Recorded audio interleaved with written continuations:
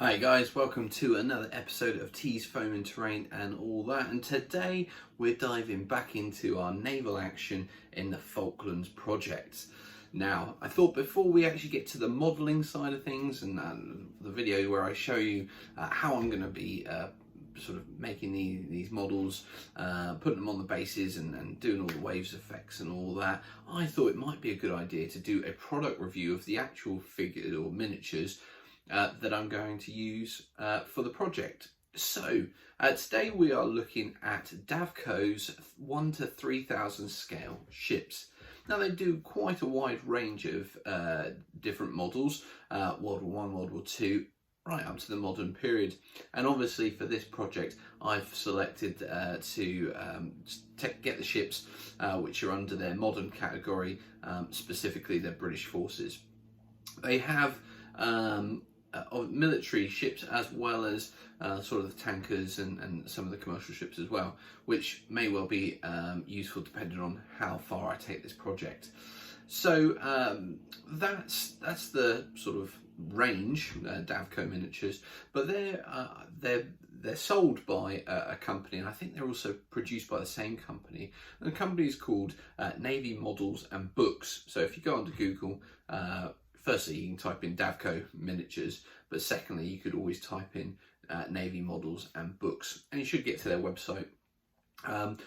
In terms of the service, I put the order in and it arrived quite quickly. Really good service. It did arrive with a note just saying they were out of stock of one of the ships. They'd only been able to get one of the two that I'd ordered, but they got that replacement or the additional one sent to me quite quickly, so it really wasn't much of a drama. So anyway, let's head over to the workbench and have a look at the ships so you can see for yourselves how good these ships are. So down to the workbench, here we go. And welcome to the workbench. So first of all, when I received the envelope with my order in from Davco, well, they're not actually Davco, they're Navy Models and Books, but they sell Davco. I presume that they make them as well. But what comes with it is this lovely little leaflet talking about the different, some of the different stuff they've got. They've got their website and email address on there, just at the bottom there. They do some sort of naval-based stuff like harbours, and some other bits and pieces as well that you might be interested in, such as military airfields, coastal gun emplacements, that sort of thing. So yeah, just in case somebody might be interested in that. So the figures themselves come in this lovely plastic bag, and each comes in their own separate bag as well. So if I just take the first one, we've got here HMS Sheffield. It's got its pennant number D165, and it's got some information about it, which I find really helpful, particularly if you might not know a lot about naval history, or you might not have done much research, or maybe you want to do a bit of research but you don't know where to start. Well, this gives you a great starting point. So we've got the name, we've got the pennant number.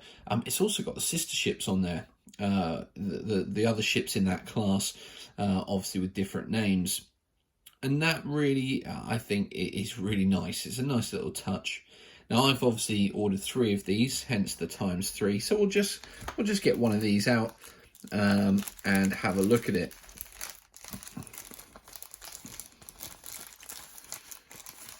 So let's just have a look at that. And what we'll do if we can, so we'll just zoom in. Yeah, there we go. Okay. Apologies about the wobble there. Right then. So this is HMS Sheffield, or one of the ones in the class. Really nice model. Really nice. Doesn't need a lot of cleanup work. In fact, I'm not even sure it's going to need any. There is maybe 1 or 2 sprue parts there where they've obviously molded it, or cast it I should say, and it's just over well, it's just where it's been attached to the sprue, so that won't take any time at all to get cleaned up and to get stuck down onto a base. Really pleased with it. Really nice quality model. One of the others is a little bit more flash on it. Yeah, the others are a little bit more flashy, but only on those points at the top on the masts. So really pleased with that.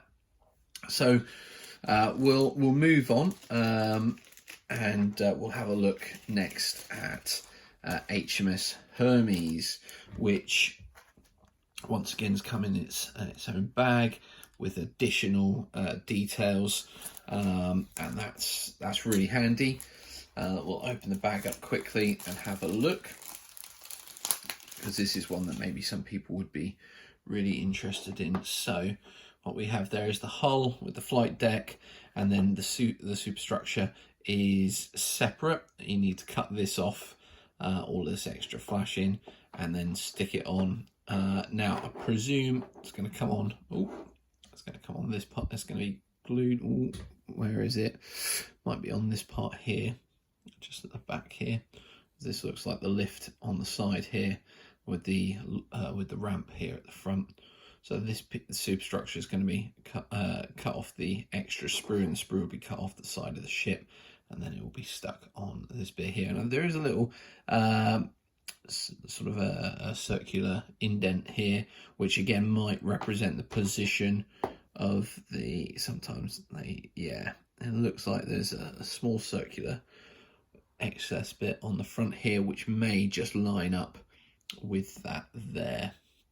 But we'll have a look at that in due course when I start putting these ships together and getting them stuck on their bases. The next one then is HMS Invincible, one of the other aircraft carrier to go down. So sister ships to Illustrious and Ark Royal. It's even got sort of how many Sea Kings and Harriers they had on there. A very similar design. Again, not much flash needed, but it's just going to be cutting the superstructure off of these extra pieces here and sticking it onto the ship. And again, I suspect it's going to come onto this side, bearing in mind that the ramp is over here. So another lovely ship there. Next we've got HMS Broadsword, and I think there was two of these type of these destroyers. Oh, that's a good question.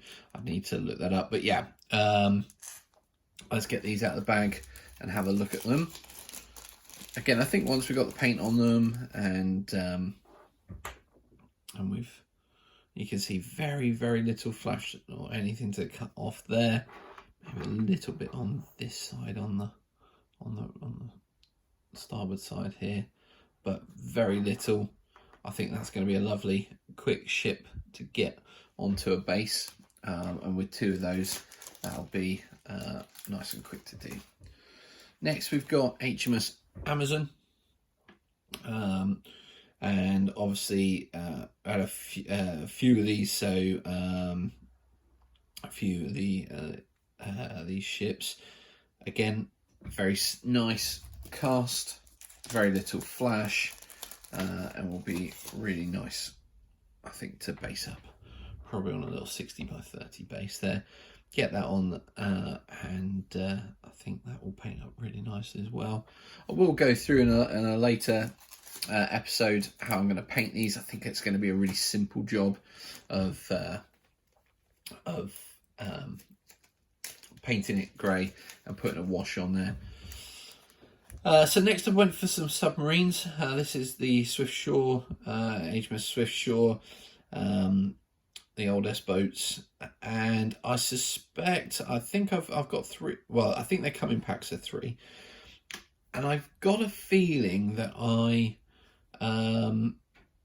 there's definitely two S-boats that were down in the Falklands, and I suspect, because I was looking on the website to try find which I would use for Conqueror, and I believe reading up that the difference between the type of boat the Conqueror was and the S-boats is actually very subtle. They look very similar. Now, I could be wrong. Please, don't take that as absolute truth and fact. But I think I may well end up using all three of these, and one of them will represent Conqueror. They're on the sprue. They're just going to need a little snipping off, and they're just going to need their tails removing. But otherwise, they are very crisp casts. No extra cleanup required on those other than obviously clipping them off. So really pleased with them. I think in terms of getting a fleet onto the bases ready to be primed, these are some of the best. And then the last pack then is HMS Antrim, which I know Antrim and Glamorgan both went down in the advanced group, I believe, with Sheffield. So they are, again, really critical. Again, really nicely packaged up. The cast themselves, if I can get one out, again, really nice there. Very little flash, just off the mast there, and the details are really great as well. So I think you'll hopefully agree. Really nice ships, really nice models. Not particularly expensive either. I didn't spend a huge amount of money, and I've got a really nice size fleet there. There are more that I need to order, such as the auxiliary ships. I also need to order some Argentine ships, but after that, that's pretty much it done. So that kind of concludes this review, or this product review. Obviously, as usual, if you've liked the video, please give a thumbs up. If you would like to see more, please subscribe, and any comments below in the comments box, and we'll see you again in another episode very soon. Take care.